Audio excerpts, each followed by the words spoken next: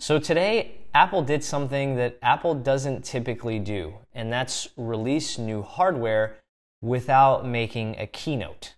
So in today's video, we're going to talk about two new iPads that just dropped today, March 18th, the new iPad Air and the new iPad mini. Let's get to it. So starting off with the new iPad Air, and this is an interesting change because the new iPad Air actually replaces the second generation 10.5-inch iPad Pro. Just some key specs to know about the new iPad Air. The screen is 10.5-inch and it's a full Retina display, so just like the second generation iPad Pro. It's got the A12 Bionic processor, the same one straight out of the iPhone XS and XS Max, and it supports the Generation 1 Smart Keyboard and Smart Pencil.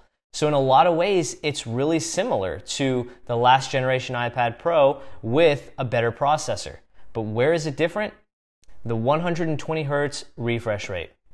That's still exclusive to the current generation iPad Pro only. So some other cool things to know about the new iPad Air. It comes in at 6.1 millimeters thin and it weighs just 1 pound exactly.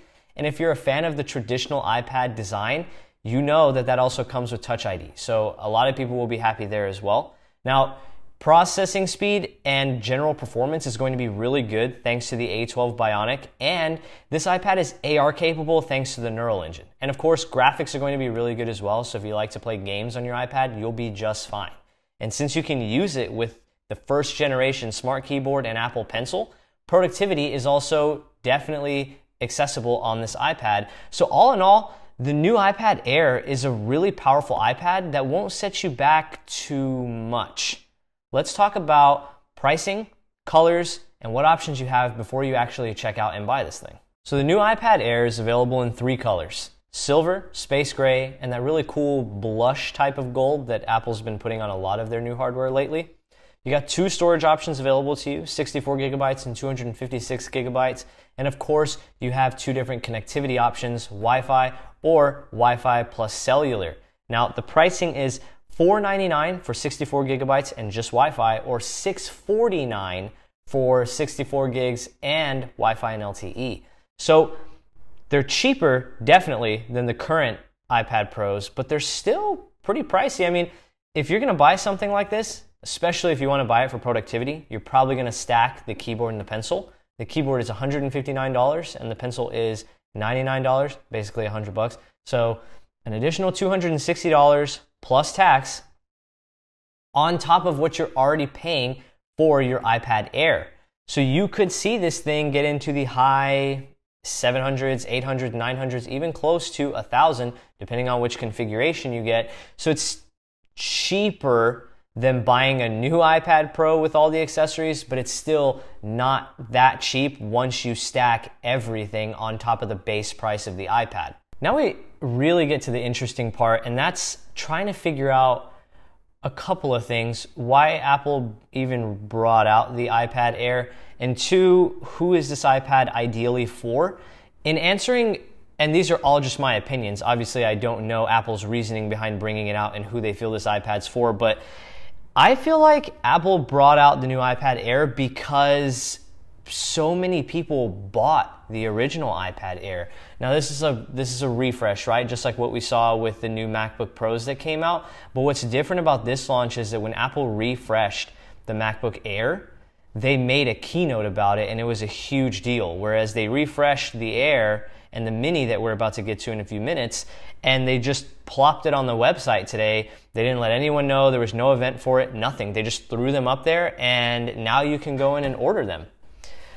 That's weird, and I feel like they did it just for popularity's sake, and also because the 10.5-inch iPad Pro, the second gen that's now discontinued, needed a refresh as well. So these new iPad Pros, you see it on the table right now, I'm using one. They're really nice, they're really fully featured, and they're really powerful, but they're also really, really expensive. When these first came out, Apple kept the 10.5-inch second generation iPad Pro available for sale. But I don't know how many people necessarily went with it considering it had outdated processing hardware. Now you don't really have an excuse if you want traditional iPad design, you want the updated processor, and it now works with the keyboard and pencil, the same one that the last gen iPad Pro worked with, and it's also got that same design with Touch ID. So I feel like the reason why Apple brought it out was for a couple reasons. To refresh the second generation 10.5-inch iPad Pro and to also take advantage of how popular the original iPad Air was and bring out a powerful iPad that's not going to break the bank. Now, in terms of who I feel it's for, I think we've already kind of touched on that as well. It's for someone who wants a powerful iPad that's fully capable of taking advantage of the multitasking accessories like the smart keyboard and the pencil, but they don't want to pay the premium of the really expensive iPad Pro that comes with features they might not necessarily want or need, like USB Type-C, Face ID, the new magnet system with the new Folio keyboard and the Apple Pencil.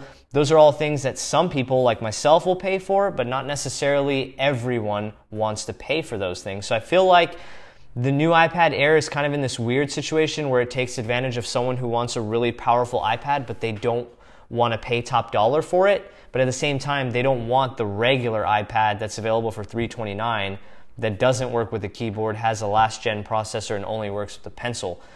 I'm interested to see how well the iPad Air sells, and I think it's going to be really exciting. We may even try to get one in studio. What do you think? Should we do it?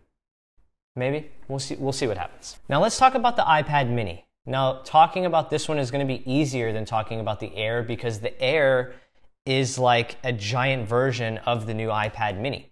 So take the iPad Air, shrink the screen size down to 7.9 inches, and take away the ability to connect with the first generation smart keyboard, and you have the mini. So yeah, 7.9 inch Retina display with True Tone. Now that screen size is the same as the iPad mini 4, but it still keeps the new A12 Bionic with Neural Engine, AR capability, super fast performance, and it can still connect with the first generation Apple Pencil.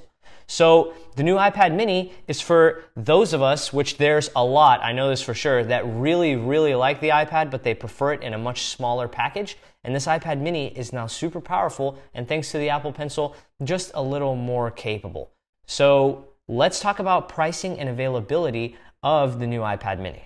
The pricing and availability of the new iPad mini is also relatively easy. It comes in the same 3 colors the iPad Air comes in, the same 2 storage options the iPad Air comes in, but obviously it's cheaper.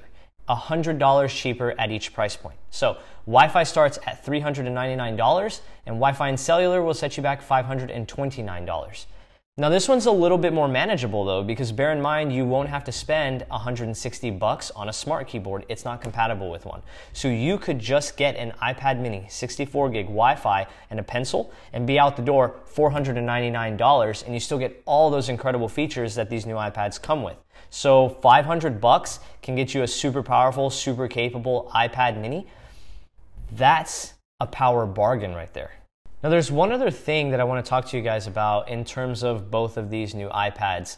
I don't know how many people out there still have the last generation iPad Air or even the iPad mini 4, but you should notice something different about the new ones coming out compared to the old ones, and that's in the laminated display. So on the old iPad Airs and the old iPad minis, if you look close enough, or if you kind of look at the display at an angle, it feels like the display is actually recessed underneath the glass, and you can actually see a visible gap between the display and the actual glass that you're touching. It can also make the iPad feel a little hollow if you kind of thump it with your finger. Now the new iPads that are coming out are supposed to have what's called a laminated display, and it should feel much more normal, and for those that actually notice, it should also look much more normal. The display shouldn't look recessed into the glass anymore. It should be right on top of the display, almost like having a sticker on the glass. So if you still have an iPad Air or an iPad mini and you buy one of the new ones, take a look at that and let me know in the comment section if that's an actual noticeable difference, because I'm curious to see that myself. All right, guys, so that just about does it in terms of everything you need to know now about these new iPads, the iPad Air and the iPad mini. Now, if you guys want to see any of these iPads, or if you have any additional questions, let us know in the comment section down below. We'll try and get in whatever iPad you guys want to see, unbox it, review it. That way you guys have even more to consider before you go in or go online to apple.com and order one for yourself. Now, while you're down there in the comment section, make sure you subscribe, because I'm pretty sure we're like, at the time of this video, 7 subscribers away from hitting 2,500. The support you guys have been giving us is amazing. So be sure to share these videos with your friends, have them subscribe. Like I said, we're like 7 subscribers away, right? Yeah, we're almost to 2,500, which is huge for us here at the Tech Bros. So that's really exciting. Be sure to subscribe. Be sure to comment. We want to hear from you guys. Let us know what you think. And just to wrap things up, I can't believe Apple dropped these products without saying anything about it. Both these iPads are cheaper than the iPad Pros. I'm not going to say cheap, but they're cheaper than the iPad Pros, and they're very, very capable iPads. I feel like Apple should have had a keynote for these just to kind of give the product some justice. But hey, Apple has an event in, what, a week? So I guess we'll see what they're going to drop during that event. But other than that, man, I'm out of here. Thank you so much for watching, and I'll catch you guys in the next one. Peace. Now, there's one other thing about both of these new iPads that's let's try that again.